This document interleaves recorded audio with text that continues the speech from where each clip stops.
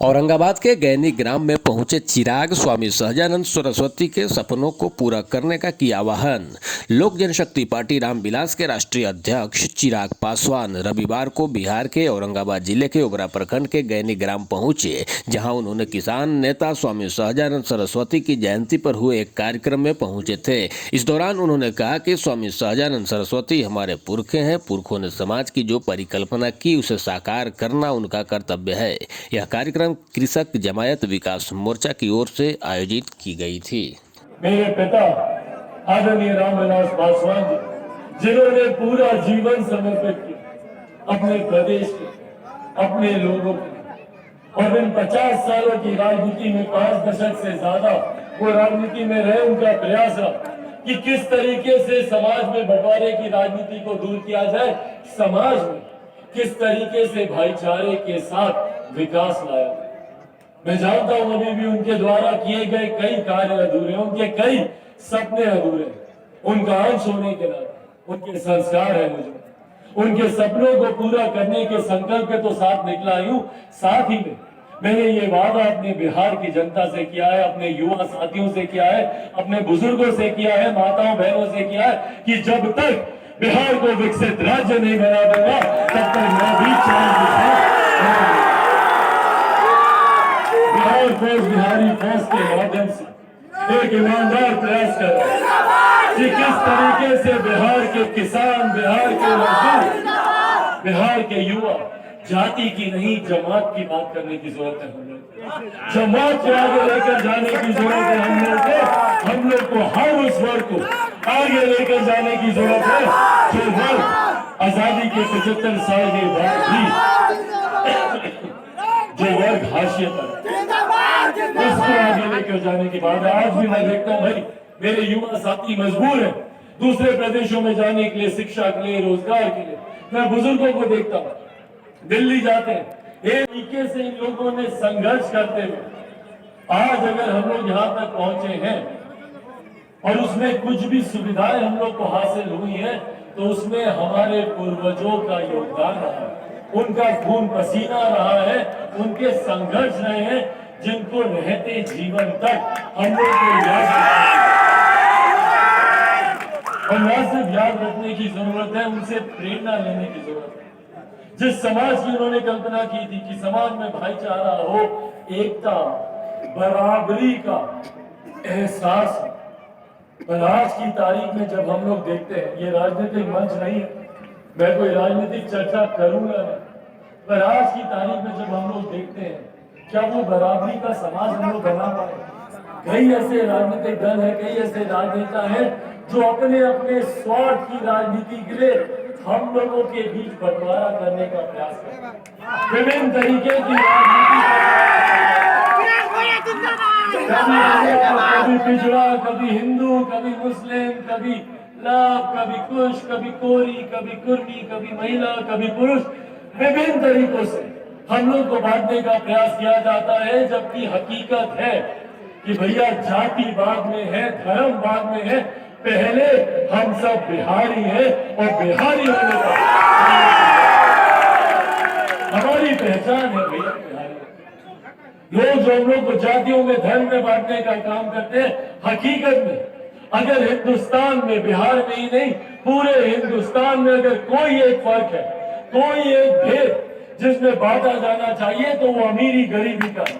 और हकीकत है ये एक तरफ अमीर है जो अमीर होता जा रहा है, दूसरी तरफ गरीब वर्ग है जो गरीब होता जा रहा है। उस गरीब वर्ग में और इस गरीब वर्ग में हर जात का, धर्म, मजहब के लोग हैं। सही में अगर हम लोग को विकसित समाज का निर्माण करना है तो हम लोग को स्वामी सहजानंद सरस्वती जी से सीख लेते हुए, उनके विचारों पे चलते हुए एक ऐसे समाज का निर्माण करना होगा जहां पर सबको बराबरी के अवसर मिले, जहां सब एकजुट होकर अपने लिए संघर्ष करें और सब यहाँ के किसानों की बदहाल परिस्थिति देख लीजिए। धान की खरीद नहीं होती पहले तो भाई, उपज में कठिनाई, सिंचाई की जिस तरीके से समस्या, साल दर साल आधा बिहार बाढ़ में तो आधा सुखाड़ से प्रभावित है। सिंचाई की अलग समस्या, सिंचाई किसी तरीके से हो गई तो उसके बाद खरीदी की समस्या, खाद की समस्या, विभिन्न प्रकार की समस्याओं से हमारा प्रदेश जूझता और उसके बाद किसान भाइयों के हाथों में आता क्या है भैया? ना के बराबर जो सम्मान, जो गौरव हमारे किसान भाइयों, भाई हमारे अन्नदाता हैं। आज हम लोग जीवित हैं क्योंकि हमारे किसान खेतों में मजदूरी करते हैं, मेहनत करते हैं। आज उन्हीं के ही उगाए हुए मेहनत से हम लोग वो अनाज खाते हैं। अगर हम नहीं सोचेंगे तो कोई नहीं सोचेगा। और इसीलिए साथी ये आग्रह करने आया, कई ऐसे राजनीतिक दल हैं जो विकास की बातें करते हैं, बड़ी बड़ी बातें करते हैं। भैया दशकों दिए हैं हमने आपको, दशकों दिए हैं, पर बदले में हम लोग को क्या मिला? आज भी मेरे युवा भाई दिल्ली जाते हैं, बंबई जाते हैं, बेंगलोर जाते हैं, गुरुग्राम जाते हैं। क्यों भैया? मैंने कभी नहीं सुना कि कोई बंबई का लड़का बिहार आता हो शिक्षा के लिए। सुना आप लोगों ने? दिल्ली का कोई लड़का लड़की बिहार आया है रोजगार के लिए? क्यों नहीं आता भाई? किस दिन हम एक ऐसा प्रदेश बनाएंगे? भाई भारत एक साथ आजाद हुआ, दिल्ली बंबई सब में एक साथ आजाद हुए, तो क्यों ये चमचमाते शहर बन गए? और क्यों बिहार प्रदेश अभी भी पिछड़ा प्रदेश कहलाता है? उस परिस्थिति को बदलने की जरूरत है। उस परिस्थिति को हम लोग को बदलने की जरूरत है, और वो बदल हम लोग तब सकते हैं जब हम लोग एकजुट हैं।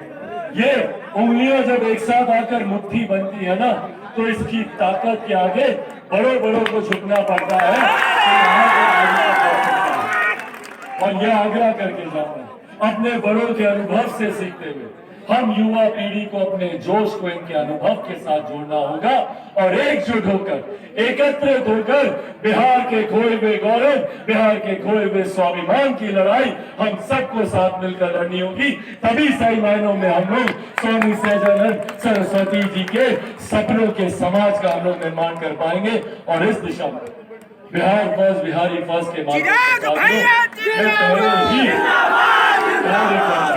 मैं साथ लोगों का साथ चाहूंगा। आप लोग एक कदम चलिएगा भैया, मैं 100 कदम चलूंगा, ये वादा आप लोगों से करता हूं। बस बदले में आप लोग का साथ चाहिए। अकेला चिराग पासवान कुछ नहीं कर सकता। आप सबके साथ सहयोग से, बुजुर्गों के अनुभव से सीखते हुए, माताओं बहनों के आशीर्वाद से और मेरे तमाम युवा साथियों के जोश से चिराग पासवान ये वादा करके जाता है कि विकसित बिहार आप लोग समाप्त करने से चिराग पासवान मरेगा तो भी आप लोगों के लिए इन्हीं शब्दों के साथ बहुत बहुत धन्यवाद। जय हिंद, जय भारत। शासन वही चलाएगा। हम सरकारों की चर्चा नहीं करते, लेकिन किसान करीब करीब उसी स्थिति में है, उसी गुर्बत में। और निश्चित तौर से हम गर्व से इस बात को कह सकते हैं कि उस सदन में हमारी पार्टी के संस्थापक माननीय रामविलास पासवान जी उठ करके उन्होंने कहा, अरुण जी ठीक कह रहे हैं, इस महानायक पर डाक टिकट जारी होगा, और वही घोषणा हुआ डाक टिकट जारी।